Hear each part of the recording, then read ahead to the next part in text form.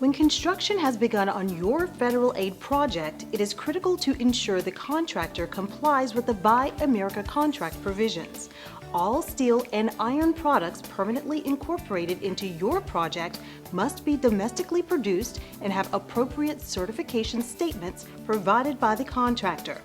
Domestically produced means that manufacturing, the fabrication of steel or iron products, and the application of coatings are performed within the United States or its territories. Products used temporarily during the construction are not subject to this requirement. Manufacturing or fabrication performed outside of the U.S. on a domestic iron or steel product makes the entire product a foreign source material that does not conform to the Buy America provisions.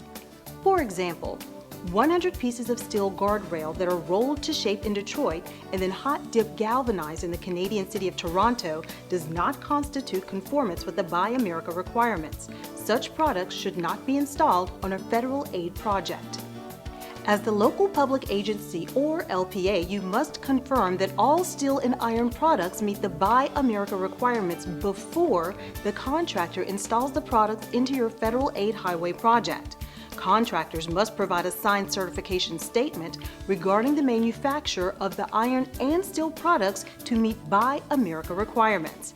Although there is no standard format, the intent of requiring a Buy America certification statement is to make the contractor liable for meeting contract requirements for steel or iron materials installed. As such, having traceable records for the products installed is a critical component of any Buy America certification. The FHWA endorses a concept called STEP certification to meet the Buy America requirements. This type of certification creates a paper trail that documents the location of each manufacturing step for every piece of steel or iron material used on a project. For instance, in the case of a shipment of reinforcing steel, each bundle of steel that is delivered is accompanied by a series of certification statements, including a description that identifies the location of the rebar manufacturing plant and a separate statement that addresses where the rebar is cut to length and bent to final dimensions. A third certification may be needed if an epoxy coating has been applied to the reinforcing steel. The company responsible for each separate process that changes a steel or iron product, not the contractor who installs the product, certifies that each step was completed domestically. There are many ways to prepare acceptable certification statements. The prime contractor may certify all materials for the entire project at once, or suppliers can certify each individual step or separate production process. A variation that uses elements of the two extremes is commonly used. The most common method of tracing steel or iron material is by the heat number. A heat number is an identification stamped on a steel piece or iron casting at the production location. It identifies a specific amount of material produced and the associated quality testing performed. Every certification should clearly reference the heat number. When reviewing certifications, compare the heat numbers or other tracing methods on delivered material to the certification document to ensure that the information is the same. One piece of documentation you should expect to receive for all steel and iron is the mill certification.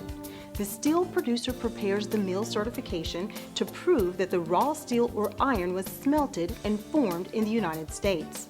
The certification can be a signed letter or a signed statement included on delivery tickets. Fabricated structural steel shapes must have a certification statement showing the location of the fabrication plant and information about the originating mill work.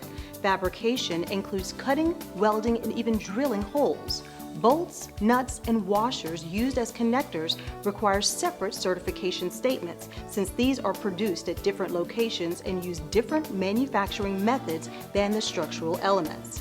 The location of the final step, where a product was coated with paint or galvanized, must also conform to the Buy America provisions. However, Buy America material requirements do not apply to the coating material because it is neither steel nor iron. Verify certification statements at the time of material delivery to the project site. Certification statements are usually printed directly on the shipment bill of lading and must be signed. Documentation supporting the certification statements should include enough detail to trace the steel or iron from the mill producing the raw materials through all manufacturing processes and coating activities.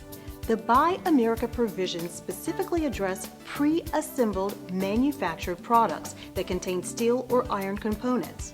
Your contractor should identify steel or iron components of any pre-assembled manufactured product.